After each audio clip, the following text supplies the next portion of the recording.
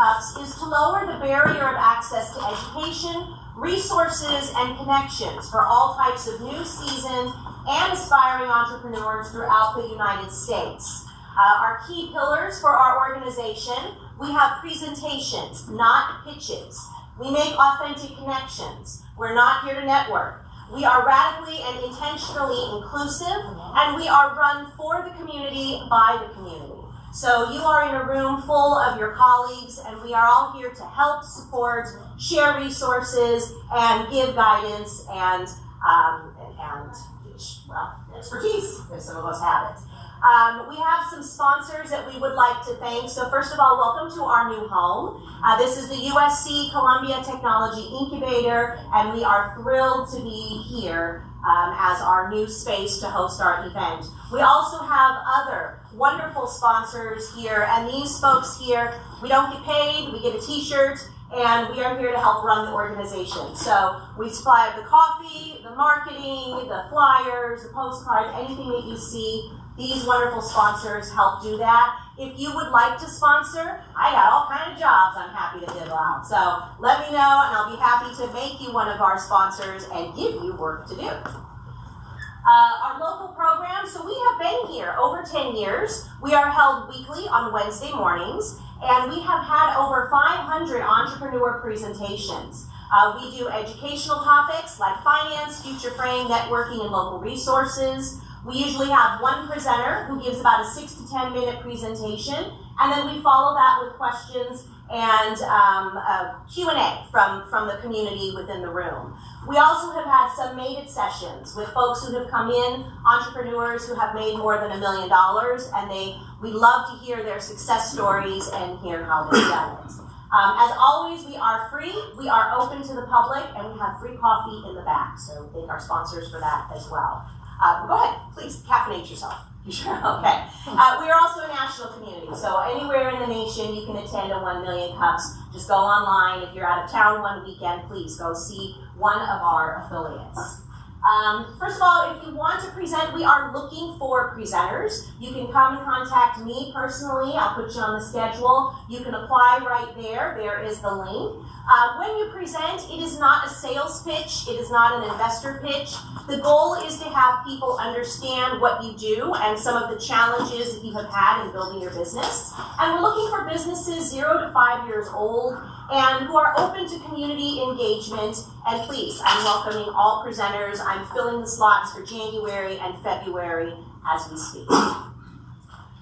Please, if you have not become a member, this is our private Facebook page. So we have 2 Facebook pages. We have one that's 1 Million Cups, which is kind of nation affiliated, and this is our little private one here for Cola. So please get on there if you are not already, and this is where we can, just amongst our group here, share some resources, some information, ask questions. So there's the link to that. If you are not already on that group, please join. Just want to give you some information of our upcoming presenters. So next week, we'll have LaSasha Breland here. She is with the Richland County Office of Small Business Opportunity, and she's going to speak to us about all of the many resources that you have available to you through Richland County. November 6th, we're going to have Douglas Lawrence. He's with Palm Tea Clothing. He's going to talk about his business and maybe some things that he needs some help with from us. November 13th, we have lovely Annette. She is with Lucky Rabbit Publishing. She's going to be presenting for us about her company. And November 20th, the facility is unavailable. So we have canceled the 20th. Just put that on your calendar. There will be no 1 Million Cups on Wednesday, November the 20th. Before I get into our speaker, I would just like to ask Matt if you can just come up, introduce yourself, and talk a little bit about the Growth Summit to the group. We appreciate it. Sure, thanks. Morning, everybody. I feel like I'm going to talk over here. I don't know that. It just feels like the room's set up to talk over here, so I apologize if that messes with your cameras or anything. But my name is Matt Beatty. How many of y'all have ever been to the Growth Summit before? Once. Perfect. All right, so about 10 years ago, I left the 1 Million Cups, and it looks like I was here at one of the early ones. I didn't realize it was that early on. We were over at Cromer's. Derek was there for sure. Thad might have been there. A couple of y'all might have been. But I left that event like a lot of early stage entrepreneurs. I saw a lot of hands go up in here. We've got entrepreneurs. I was very early in my journey. I just started my company. I was excited. I was nervous. I saw all the huge opportunities, but I also knew I was a nothing burger in the grand scheme of things. But I knew one thing. I knew that there was awesome energy in a room like this, and I wanted more of it. And I wanted it bigger. I wanted bigger thinkers. I wanted more scale. I wanted more people from around the state. So I went outside. I got my car. I'll never forget it. I sat there and I Googled entrepreneurial conferences in South Carolina. Name one for me. Name an entrepreneurial conference in South Carolina. The Growth Summit. That's the only one. And it did not exist 10 years ago. And so that was what kicked it off. What's up? Welcome, good people. How are we doing? Yeah. All right. So right then and there, I decided, hey, look, it doesn't exist, so why not start it, right? Why not me? And so we went ahead and we started it, and that first year, as you can imagine, it was a banging success. Guess how many people were there? 6. Close. 25. 25. Guess how many people registered last year? 1,000. 450.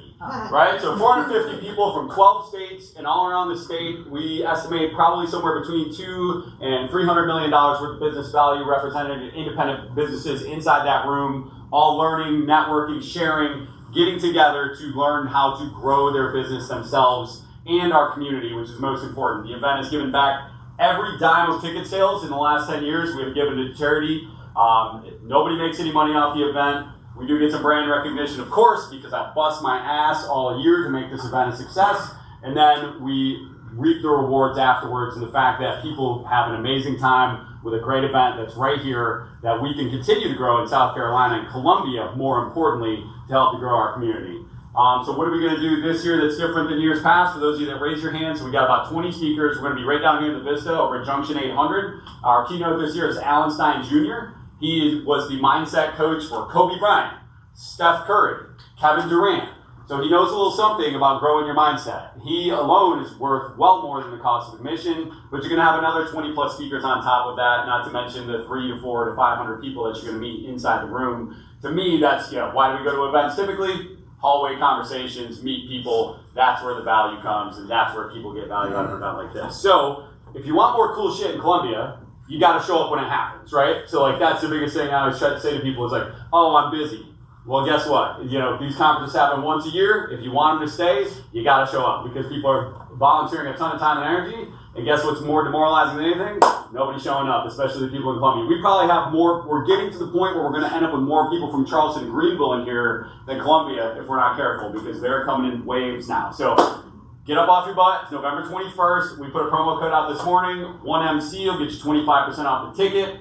I hope I see all of you there. If you have any questions, anything I can do to help you to learn more about the event, just grab me before the day's over. Thank you so much for a couple minutes, Tara, and I appreciate the time, guys. Thanks. Thank you, Matt. Without further ado, today our presenter is Rick Finch with the USC Columbia Technology Incubator, and he's going to talk to us today about this building and all of the resources that we have available to us. So please welcome Rick. Thank you. Let's make sure that this is going to reach. This doesn't reach. I'll flip it for you. It's supposed to. While he's doing that, I forgot, it's growth-summit.org. Growth-summit.org. Shameless.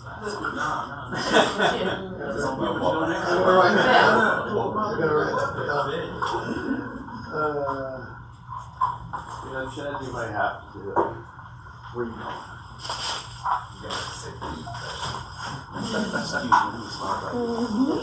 So, in full disclosure, I went out. I thought I was doing something good because what we're trying to do is get a point put up to the front of the room so that the presenter can have a computer up here and not have to deal with this. So I had this brilliant idea. I'm going to go get this little clicker, and it's not as fun as it sounds. I've been playing with this clicker for 3 hours now this morning, and I'm frustrated. But I'm very glad that you guys are here. I'm glad that Million Cups is a part of this building now. And the way that I wanted to get started was to say good morning.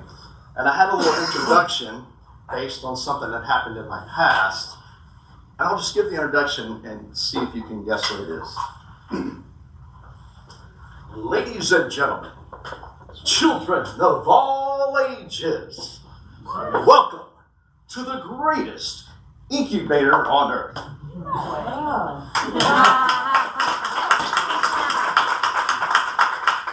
So any guesses what I used to be? Circus guy. Circus. Yeah, I was in the circus. Florida State University has a collegiate circus. I went to Florida State and I tried out on a dare. Literally tried out on a dare, showed up, thought I was making a mockery of everything, and got it. It was like, be careful what you try out for, right? So I tried out and got it, traveled with the circus for 3 years. It was so much fun to be able to call my dad up and say, guess what? He did not want me to go to FSU, by the way. But then say, Dad, guess what? I joined the circus clique. I made for a great Thanksgiving, I tell you. But it taught me a lot. And I know that in the spirit of Million Cups, what we're supposed to do is talk about ourselves, talk a little bit about our journey, and then talk about where we are. And then you guys are supposed to kind of poke holes in things, tell us how we can do it better. And so for that, that's the way I've set this up. We're going to talk about the incubator, its past, its present, the good, the bad, the ugly. We'll talk about the entrepreneurial community, a little bit, good, bad, the ugly. We'll poke some holes in it. And I'm going to introduce you to some resources that are in this building. And then hopefully come away with a better game plan. Sound okay? So first about myself just a little bit. Chad, I put builds in this, Chad, so you're going to have to click a lot now because I thought the clicker would work. So hit the next. I worked out this week. So go ahead and hit this again.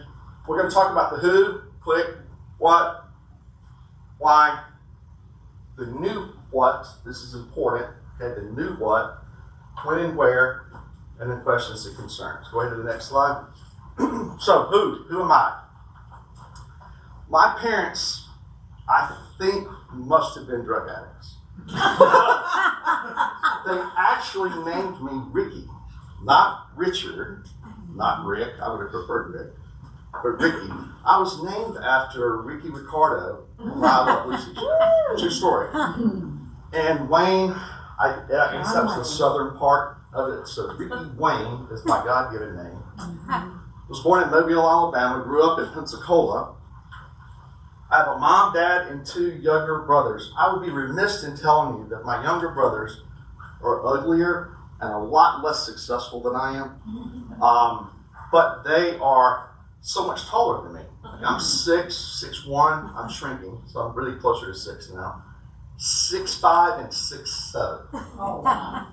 And big boys on top of that. But my mom and dad, thank God, are still alive as well. They represent my family.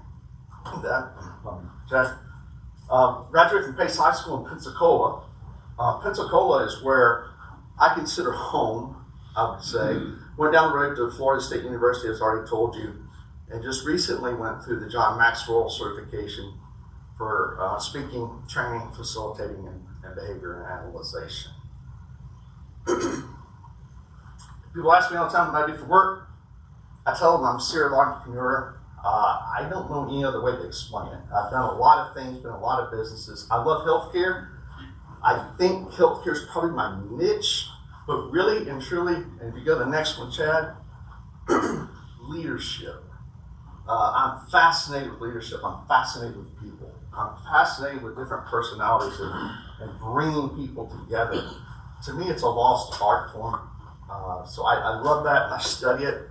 But I love golf, anything with a ball, sports, football, baseball, basketball. But the arts are important, and you put me in the water, I'm probably in my most happy place. Yeah.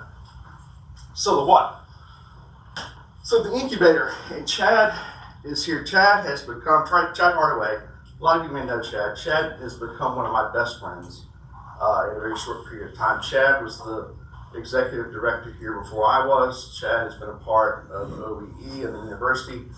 Chad, if people were asking what Chad is, Chad must have been a serial student at some point in his life because he has got more initials behind his name than Kellogg's got cornflakes. I mean, he's an attorney, he's an engineer, MBA, he's got it all. But he's been a part of all of this, and he brought me in as a consultant at one point. and now I can't walk away. Because once I think this place gets in your blood, once Columbia gets in your blood, bless your heart, you're probably not ever going away. I love what you're doing with this. I'm going to be there. I hope you guys will come to that conference too. We need more of that. But the 501c3 started somewhere around 1987, 89.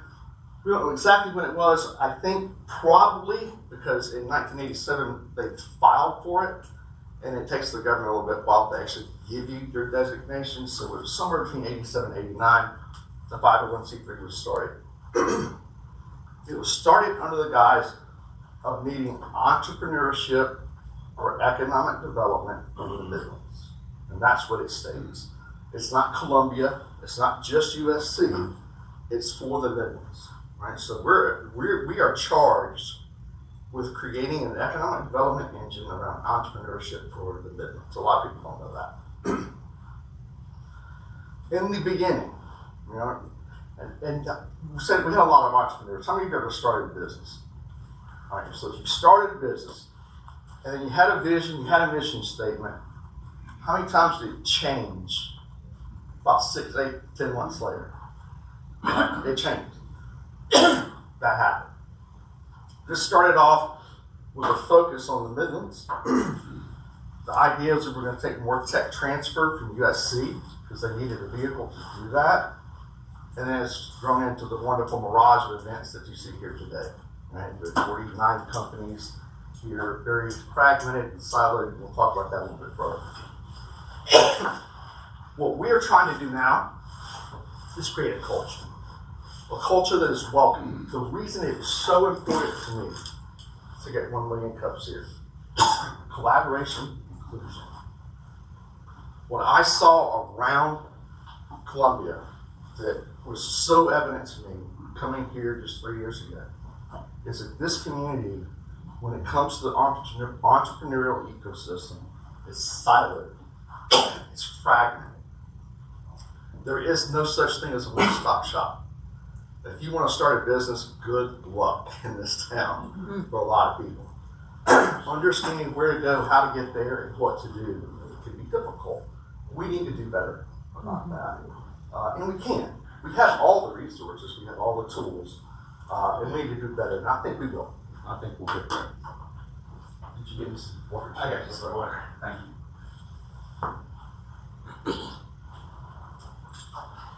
How do you do that? You communicate better. Put programs together, like what's coming up in November.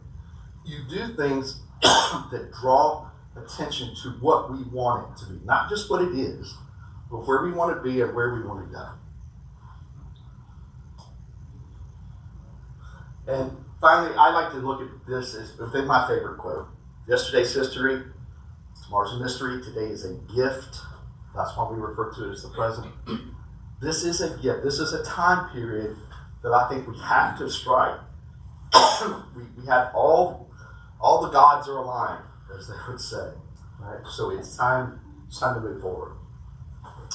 What you have in this building, and I've invited one of my favorite people in this building, just to give you just a quick infomercial. This is Mel Fleming. Mel's with SCORE. And Mel, would you just tell us a little bit about SCORE? Sure. What you guys saw? Sure, very quickly. SCORE is a partner to the SBA. We're a mentoring organization. We love mentoring entrepreneurs. That's our really focal point. We help people start up a business. That process involves helping people walk through all of the requirements to be legally registered, both for-profit and nonprofit. So that's the startup spectrum on the front end. Then we find a lot of folks that have started a business, they went from jumped, and along the way some get stuck. You all don't know about that, but we see that very frequently. So we love helping those people. And so what we really find is coming alongside of those entrepreneurs and really helping them unravel what's getting in their way, so we can help them rescope their business so they can grow and scale. What we're finding in our experience, we have a team of mentors who do this, and what we find is when they work with us over a period of time, we can help them become much more profitable and grow and scale their business. So we've had a way, because it's their business, we're coming alongside. Did I say nonprofits, for profit? We are meant to recharge an arm and a leg. Pro bono. And a fellow the other day didn't know what that was, so I explained that to him. But we love what we do. Our mentors are typically late stage career people, some still working. We love to recruit mentors who have significant business experience, have time to give back. Time is a crucial factor to come alongside of an entrepreneur and really walk with them for a season. It's a lot of fun. So if you know people who have time, business experience, we are looking for mentors. We'll keep this short. As a reminder, if you have a business owner friend who has not yet registered their BOI registration, the deadline is coming up January 1. Be sure that your friends have registered because it's a very significant must-do for small business owners. There's no fee for the registration, but it is a government requirement. So I just want to make sure that everybody's aware of that. BOI, it's FINCEN.gov if you don't know about it. Very, very important. So anyway, I'm going to stop it. Thanks, Norman. And we'll be announcing to the Incubator really soon. We're going to have a workshop on that that's going to be put on by Nelson Mullins. So if you wanted to attend that, if you haven't, you want to find out more information about the BOI. I see Kiki. You want to say a couple words about SBDC? Sure, I'll just say that I work for the SBDC. We do the same thing that SCORE does. Let me share a quick story. So I use SCORE and SBDC. When I first started my business, I own Kiki's Chicken and Waffles. If you guys ever heard of that? So I used that to start my business 12 years ago. I'm also a serial entrepreneur as well. A real estate investor. I also own a venue off of Tonight Road called Sweet 60. I once owned a liquor store, sold it. But yeah, so the SBDC and the SCORE are very good free resources here in Columbia that really do help with starting your own business. I'm glad to hear. Thank you. Yeah, that's awesome. Well, I mean, when I first met Kiki and she comes in, I'll tell people a lot of times Mel's my favorite just because Mel keeps me in line. He always sees me and welcomes me back like I hadn't been here. You know, and his signature line is "Welcome back." I'm like, "Oh, I was just here an hour ago." Welcome back. But when Kiki walked in the door, and I knew Kiki Chicken and Waffles. Let me just tell you, we're gonna have a brunch here soon, so you don't want to stay tuned. We're gonna have a brunch, and Kiki's gonna help us do that. But couldn't be more happy to have SBDC. Apex. I don't think anybody's here from Apex today. They're short-handed right now, but they are the government contract. It used to be PTAC. 3 major resources for entrepreneurs that are in this building, and we have not done a good job of getting that out, but that's going to change. We have an SBD resource meeting coming up. You'll want to put that on your calendar. It is on the 22nd. Don't quote me on that. That's a Friday. You can check and see. But it's taking all the resource partners from the Midlands. The first one that we did, we were surprised. We got 35 different touch points. You heard me talk about fragmented and siloed. There was 35. We identified 55 in the Midlands that touch entrepreneurs. 55. We had 35 shows. We're going for 50 on this next round. And we're going to continue to talk about ways that we can all work together. We're going to get better. We've got a women's entrepreneur group. They're actually coming into this room after we vacate. They're awesome. They've come together trying to figure out ways for women to help women. Men need to do a better job of this too, by the way. We've got a MACBI Business Center. That's what you're sitting in part of right now. Another one on the second floor. I keep GMI security on here because a lot of people talk about this building being unsafe. Across the street from Comet, and there being homeless problems and all this. We got an awesome security group that's inside the building, has their offices here, that will walk you across the street, walk you to your car. Security is not an issue in this building anymore, okay? We're doing some Maxwell stuff that I'm bringing in pro bono just because I love the guy. He's our friend, John. right? And it's really good stuff. We can do personality profiling. We're getting into more than just DISC. So if any of your companies would like to be a part of that, that's a free resource. Doing individual company touch points above and beyond what SCORE does. Sometimes you may not want to tell your mentor everything. I can't tell you how many times I've heard people come into my office, shut the door. I got to spill my guts. Right? We're doing more and more of that. 1 million cups, lunch and learns, and we're just getting started. All right, Jack?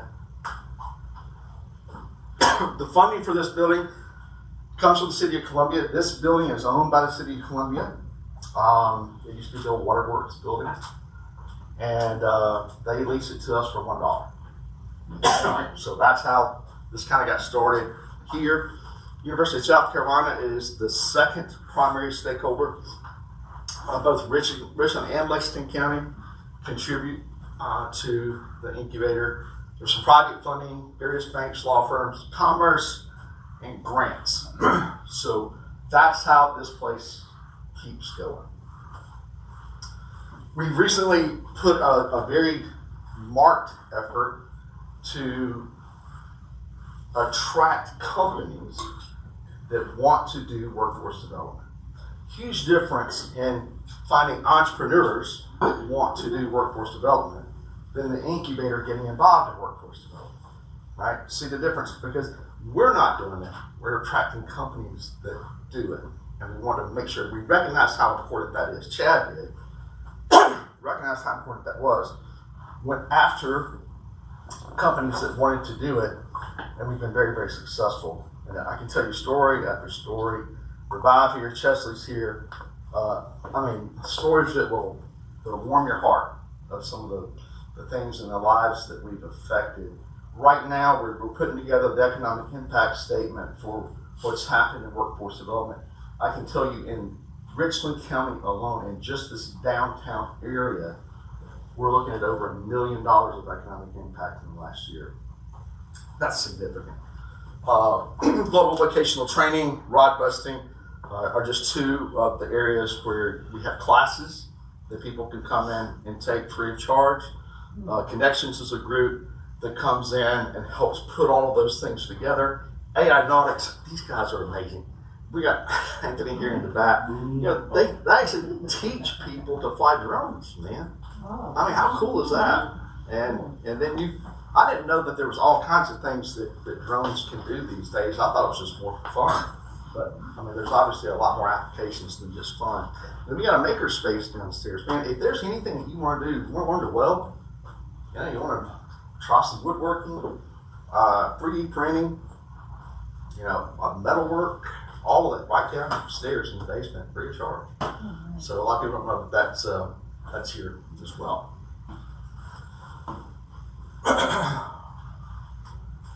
So, incubator impact. 49 companies as of today are located in this building. Out of 32 companies reporting, we have very safe and secure, we can tell you, over $22 million of revenue per year travels through this building. All right? That's significant.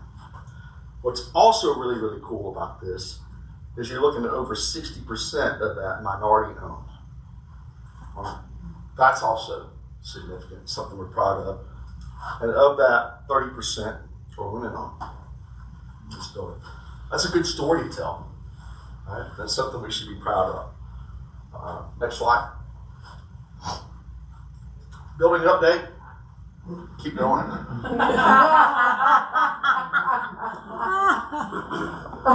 That's a true statement. All right. The city is basically said you got to go. We want to demolish it. We want to develop this area.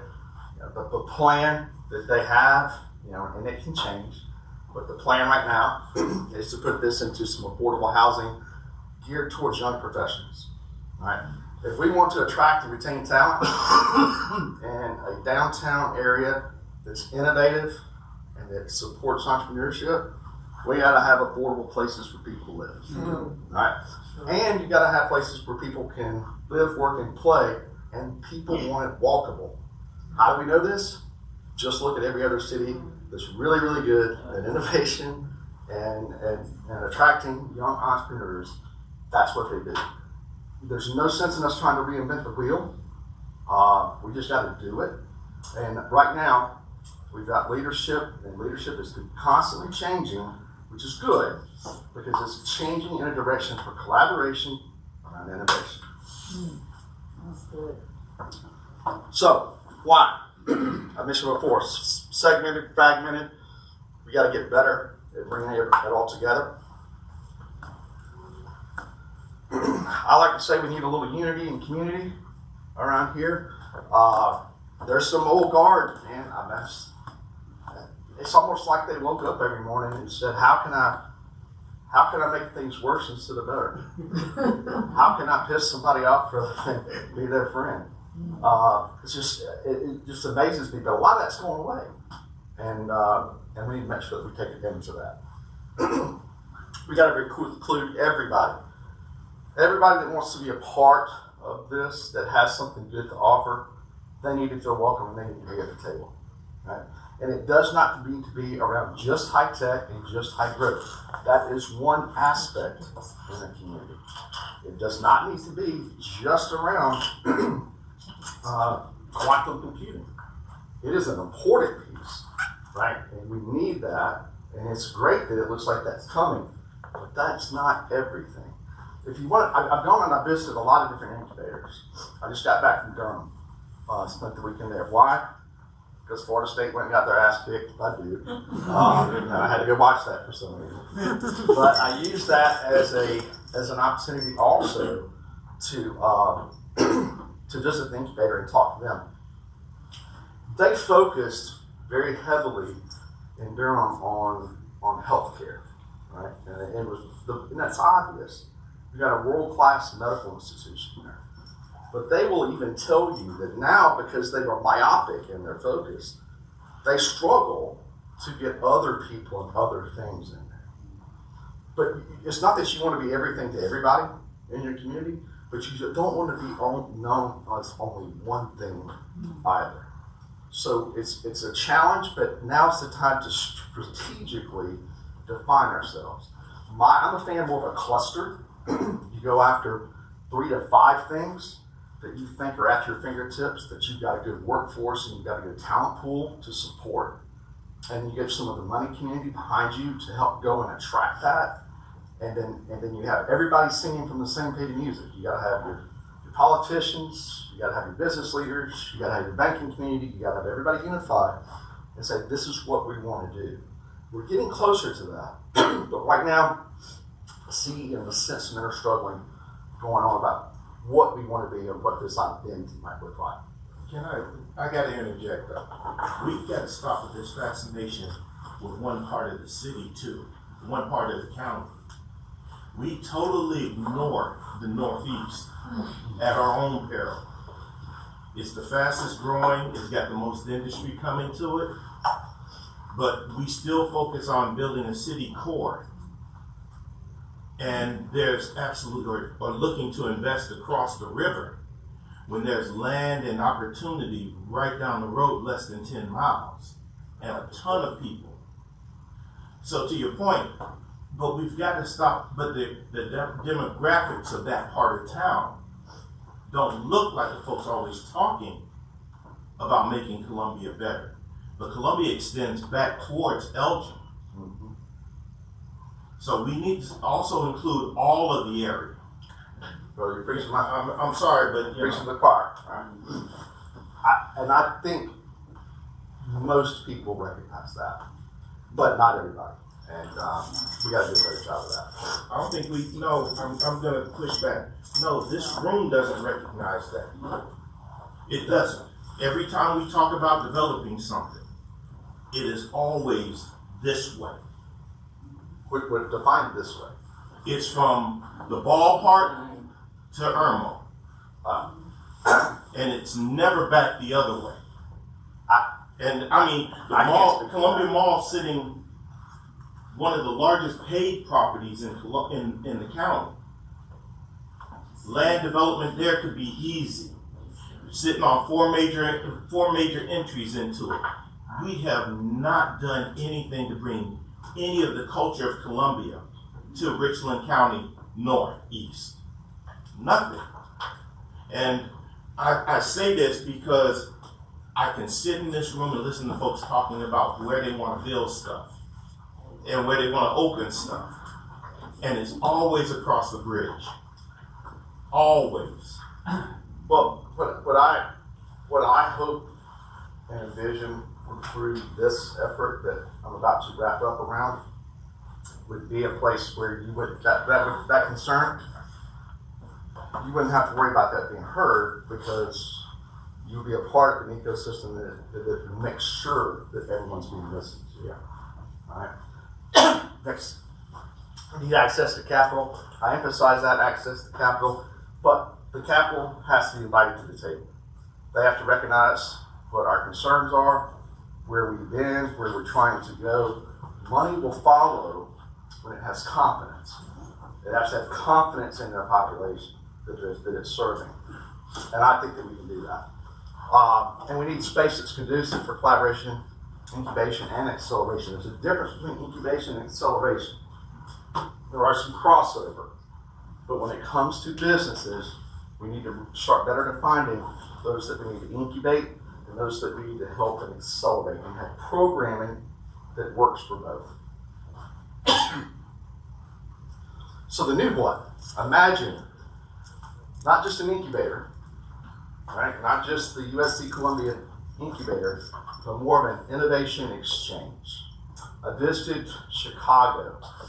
The president of the university was at the University of Illinois and worked to collaborate with what they call the Chicago Innovation Exchange.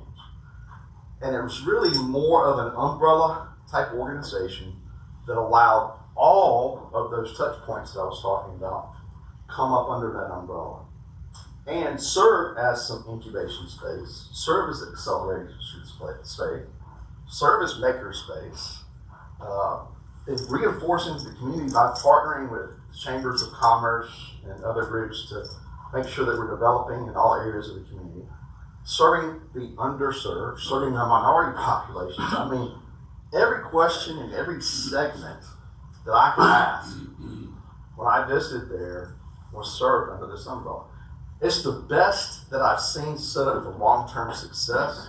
I'm recommending we follow something close to that model. We're working right now with a company, I say a company, they're our company. They're a marketing group. There was an RFP that the city put out for some rebranding. They put us back up under that, and we're looking at ways that we can brand or rebrand the incubator to be more indicative of that umbrella organization to help bring everybody together. Literally looking at public-private funding, an expanded version of what we're currently doing. We've got to do a better job. There needs to be a more working board. I say a true working board.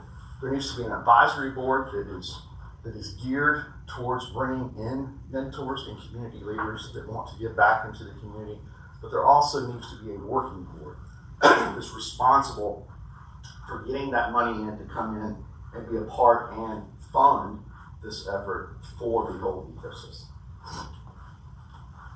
Again, I have to reinforce this. It has to be inclusive of all facets. It cannot be just one segment. It is a mistake. It's a sword that I will die on. If we start going down and say we're just going to be high tech and high growth, that is not something that you want to do. That would be the fastest, in my opinion, from what I'm hearing and seeing from other places, is the fastest way to see an effort like this die and fail. All right, so it needs to be all inclusive. Flexible business community identity, that speaks more to what I was just saying. Creating the access through the innovative companies. If we take these companies, we work hard to bring companies in. I'm working right now to recruit a company out of Texas to launch a product that I think is going to be fantastic. And I'm selling them on Columbia. Not just potentially coming to the incubator, but I want them to come here. I want to just to see this company launch outside of in Columbia. The reason why did I put my time and effort into doing that? Because I'd love to retire one day. I don't know that I'll ever quit working, but I don't want to have to work in it necessarily. But I'd love to retire, and if I want to do that, the quality of life, I want it to be a little bit better. I want to see the infrastructure a little bit better. I want to see taxes a little bit lower, to be quite frankly, to speak frankly. But innovative companies will bring capital in. Capital will follow that. The capital that's sitting on the sidelines needs to have the faith that we can draw companies and we can attract and retain talent. These companies and this talent that goes out of USC, they educate them up, get them excited, get them trained, and they leave. And that's what Chad's working his tail off to do inside the walls of the university, is to try to figure out ways to keep them here. He can tell you story after story after story of things that they're doing. They're having success. We're having it on a smaller scale. We got to get that success to grow on a large scale. New space. We've identified a couple of spaces that we can move to. I don't guess it matters. The one that I really like, can I say it? Or is it bad to say? The one I really like right now, I'll tell you, is the TAPS building. And I'm working my tail off to try to get that to move in that direction. There's a number of reasons I like it. It is on Main Street. It's got a great infrastructure. It's got a great story. When you look at, and I got a couple pictures here. It looks like what I see that's in a really successful incubation space in Durham. And I'll show you pictures of it, and I think you'll see the connection to it. And I think it would work. And I think it would be hip, kind of a neat feel, and it gets back on track with what our original vision was in the beginning. Culture inclusion, based on the needs of the community, we have got to continuously look at ourselves. So once we think we've got it figured out, we got to then double down and keep looking more. Right? It's always changing, it's always evolving, and we got to make sure that we set ourselves up for success. We can be flexible and make sure that we're serving the community properly. This is called the American Underground in Durham. Such a cool vibe, such a cool feel. They're really proud of everything that they do. You know, it's right there on Main Street. When you went inside, I got really excited. I was taking more video than I did pictures. And it's just not appropriate to be able to do all the video stuff that's in here. This was Friday, 5 o'clock on a Friday afternoon. And I'm telling you, the place was hot. I mean, they had video production, they had live podcast feeds going on in the place. It was just a cool experience. This happens in, I can tell you it's in Raleigh. I can tell you it's in Tulsa. Tulsa's got a great innovation community. Boulder, there are pockets that are doing this and are doing this in the right way. We got the opportunity to do that right here in Columbia. And where, I guess, mid-2025, you know, if we're successful, I think, you know, maybe earlier, but my guess is by mid-year next year, we would potentially be moving into a new facility. It could be down, it's possible it could be in five points. I'd really like to see it stay downtown. That's just personal preference, but we'll see how it plays out. Love, listen, learn, lead. I'm gonna close with this. I really believe that success, personal and professional success, follows these 4 things. First, we got to start from a place of love. We got to not be apologetic about it. You know, this world needs more love, and it just needs people that start from that point. You know, it's biblical, and I don't mind saying I'm faith-based. I start there, and then move forward. And this is biblical. Love comes first. We got to listen better, depending upon who you subscribe to and their theories. Somewhere between 60 and 90% of all communication is listening. And not listening to respond, Not listening so you can craft your response, but listening so that you can learn and learn from each other. And my personal philosophy, and some of the people who have in this room with me know that I believe everyone's a leader. And you're never going to change my mind, because we are all called to, at a minimum, lead ourselves and lead ourselves better, right? And constantly trying to be better, constantly trying to learn. How do we constantly learn? We learn through listening. And what makes us want to listen more? Loving each other more. And with that, I'll take any questions that you might have. Are you going to change the name to Innovation Exchange? I don't know. I like it. I'd love to see what you guys think. I think I the like it. I like it. I think the Midlands Innovation Exchange. MIE. And I like that. I like that, but it ultimately won't be up to. It'll be up to a lot of people. But I'd love to see what you guys think. Yeah, I got a question, a couple comments. So what's your relationship been like with GrowCo since you have stepped in? I mean, Asking everything. I think I'm trying. You know, I walk through the door. I go there. I haven't been there the last 2 weeks because of trying to get everything going with one-way cups. But you know, they have a great thing going, right? And I admire what they're doing. I think they represent the fastest way to attract high growth, right, high tech groups to come in. I think they're an incredible arm of the ecosystem. They're not the ecosystem. I ask from a probably a unique standpoint in that I started it and rolled off the board, I don't know, last year at some point maybe. And so I've gone through a lot of the paces that you're going through right here in the silos and visiting all the other cities and trying to figure out what the hell they're doing that we're not doing, that our community can do to grow. And so I in one part want to offer, hey, I'm happy to sort of debrief on a lot of those conversations and like what I've seen, what I did, what I think's working over there, what I think's not working over there, and where it is lived up to the vision, where it's not, where the vision changed. And yeah, I mean, I think we've got a lot of work to do here in Columbia, but there's also, there's the silos thing. I go back and forth on it because if you go to any other city, they'll say the same exact thing. You can't go to another ecosystem that doesn't tell you they got silos. And you can't go to another ecosystem that doesn't piss and moan about their ecosystem. Very few are very proud of their ecosystem, which is the great irony, right? You'll sit there at some of the most thriving, beautiful spaces in the world, and they'll say, man, it's so siloed here, and I just wish we had this, and I wish we had this. So we have to be careful what the narrative is we get caught up in, right? It's like narrative is a big part of Columbia's issue. We just have a narrative issue at a time. So it's like, if you think it's bad, right? It's that simple. Whatever you think is real. And so, like, if we think the ecosystem is great and we contribute, then the ecosystem will be great. So that's always been a creative bit.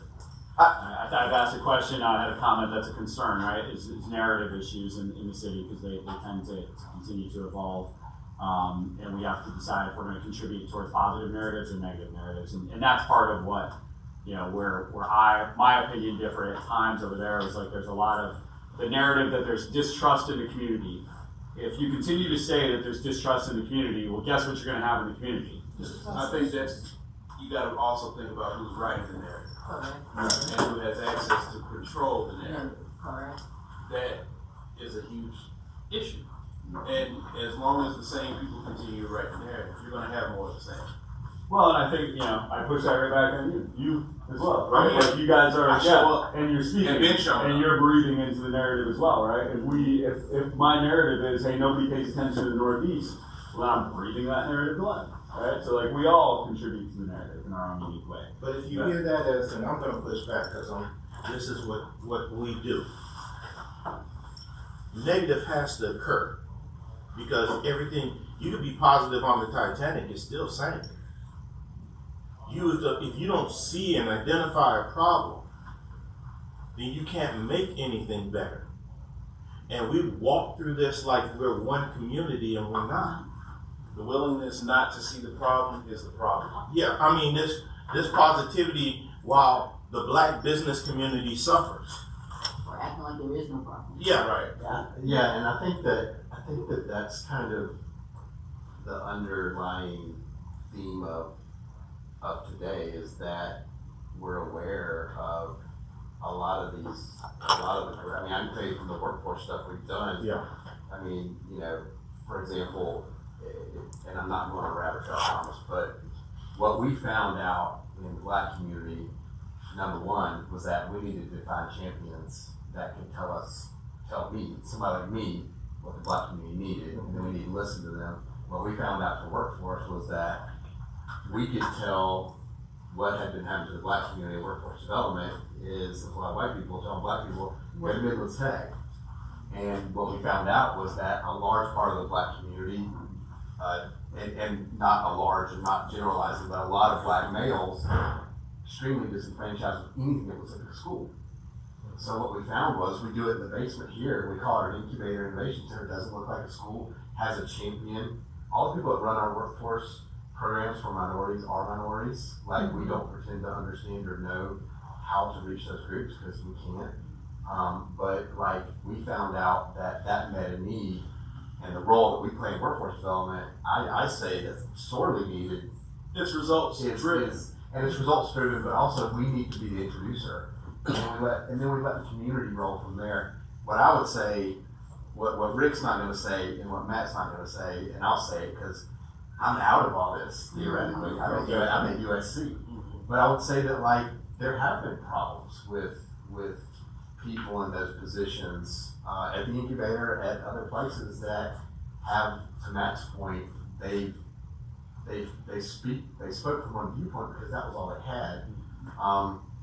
I think that my encouragement to everybody in the room is to say, and I think what Rick set the table for is how do we create that conversation to build something new. And I can tell you, my hope was that if we made very big changes to the incubator, which we did, we made huge changes, and I did that in consultation and in friendship with guys from GrowCo. Joe Queenan is one of my friends. And the idea was, Joe, if we get everybody out of the way who's part of this old thinking, then we can all come together. And I think that what I'm dismayed a little bit about is that it's clear to me that and it's not GrowCo, it's not the incubator, but it's clear to me that there's just some people that what they really want is control. And they really want to be it, but they'll never tell you that. And I think that what I would encourage everybody to bring, and I hear you, man. I hear you. I hear you. And what I would say is like, this is the opportunity. Today is the stage we can set. And I think what Rick's saying is like, we don't care about the incubator. We don't care about. We're ready to recreate. So I would encourage everybody. Let's be part of something new. Let's take all these negatives. Well, not negatives. Or not. Well, we're starting. issues. So here we're starting the conversation. Yeah, so like this is the thing that always the narrative gets changed. Right. If I voice an opinion about what's going on with us and where we need to go to move, it's taken as, oh, I'm being negative. I'm not being negative. No. I'm giving you the facts from I'm not attacking you. I'm just telling you that I'm giving you, and you guys have worked with me. We work together. I give you the facts from my perspective. And you can accept it or reject it. But what it's not is, it's not negative. It's my reality. It's my viewpoint. And it's the viewpoint of a lot of other people that just aren't going to say it. I don't mind being that guy, as many of you know. But I also there are repercussions for being that guy, right?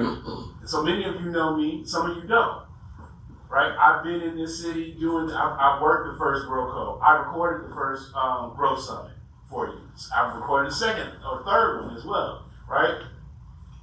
There are things that go on in this city that are easily brushed off. Like, okay, that's just that.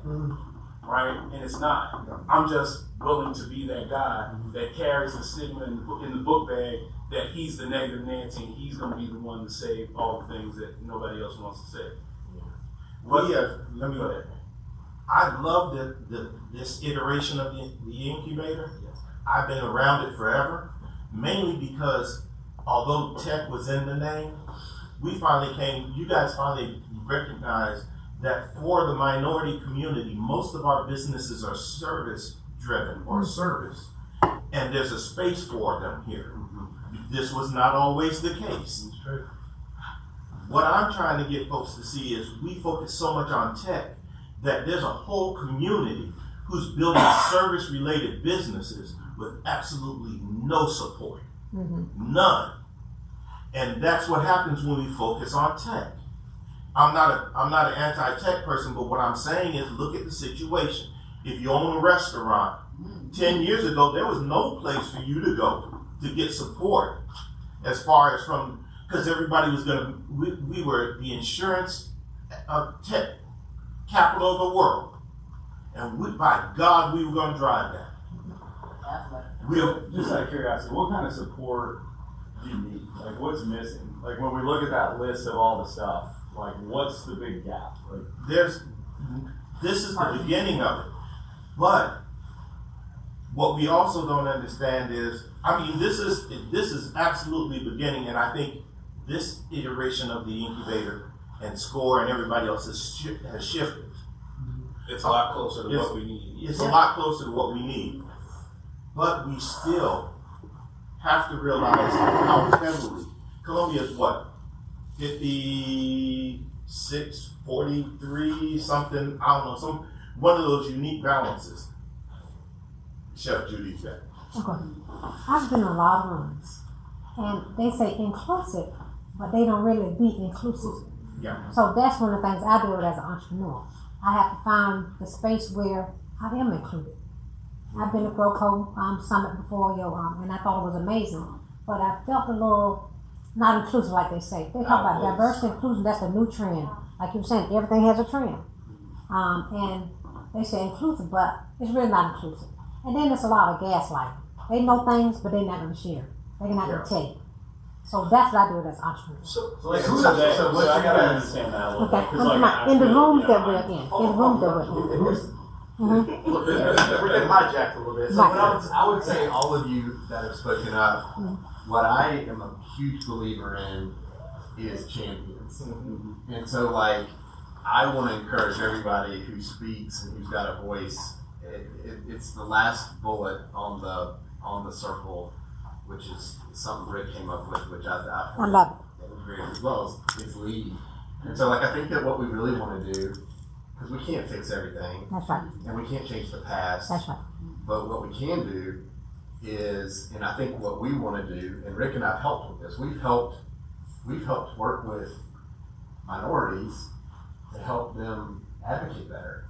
So I think that and I'd say the same thing with the majority community.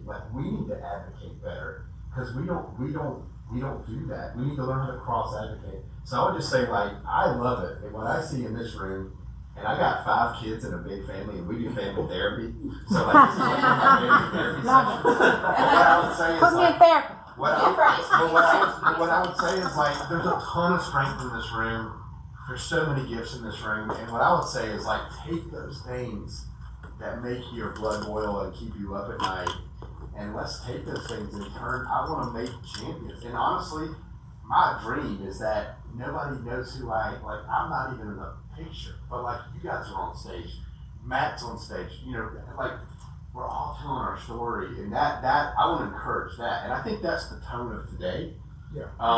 I think we can have great conversations in the parking lot. And I'll tell you what, Matt is one of my best friends. Our kids swim together, stuff like that. He's a New Yorker, so he's not going to take any mess from anybody. But the thing about Matt that I love is that Matt is also a champion. He wants to drive. He wants to drive something better. I want to drive something better. I want to drive something better so much that I completely left this place. Because I did not want an old legacy to change the new direction of this. this. I'm not even here anymore. I mean, I am here, but I'm not a leader. I'm just a person just like you guys. So like, I want you to see, like, I don't care. I'm willing to sacrifice, and I want everybody to have that same mindset. And so I would encourage that, let's all be champions. Let's take these ideas and run with them. And you know, like Matt said, having 0% silos is not realistic. But I think that we have a chance to change the narrative. And one thing we started with Thaddeus that kind of never got going was this idea of doing these interviews and doing podcasts or having some kind of a good news thing where we can start to change the narrative. That's my dream. And that's just me, you know, but like, I love what I'm hearing. Like I said, I got a lot of kids, a lot of conflict, but there's a lot of strength here, and I think we need to embrace it and go with it. So, Can I just say something too? I really appreciate what you said. That, you might go to GrowCo and feel out of place or feel cliquish. Right. I'm gonna SoCo stick too. up. I've experienced that at SoCo also. Yeah, okay, yeah. But I will stick up for GrowCo a little bit on that too, because they are who they are. That's right. They're- That's what I accepted. They're their own personality types. Like, I'm just gonna tell you, Yeah. as a behavioral analyst, Yeah, certified behavioral. behavioral analyst, the personality types and personality types start to come together, That's right. and they talk their own language. And a lot of times, what I had to realize is that I felt like I was on the outside looking in at GrowCo a lot of times, but I realized they're speaking a different language That's right. than me. I don't understand a lot of that tech and talk. I mean, hell, it took me 3 hours to halfway get this clicker to work on my computer I'm with you. with Derek making fun of me behind as I was doing it. That's because I was of no help. But and I'm gonna wrap up. I'm gonna wrap up with this one last thought. I agree. The silos are never going to go away because of exactly what we're talking about. That's right. There's different personalities. There's different groups that work together. Yes. But the key is getting those silos under an umbrella to make sure that there's equity. I like it. Right? In healthcare, we've talked about healthcare equity. What that means is that everybody should get the same care, get access to the same care. Right? You should not get different health care because of the color of your skin or the amount of your pocketbook. You're supposed to get access to the same care. If we have these silos under the same umbrella, everybody gets access to the same resources.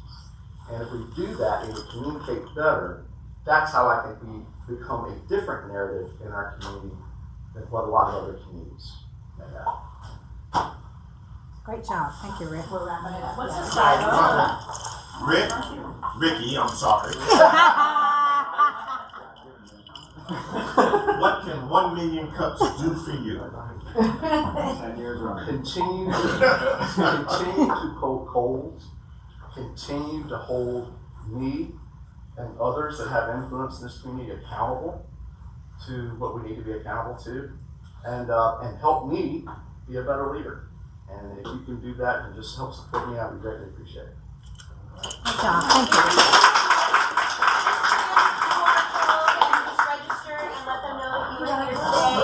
Thank you, appreciate it, and we'll see you all next week. Good to see you, sir. You're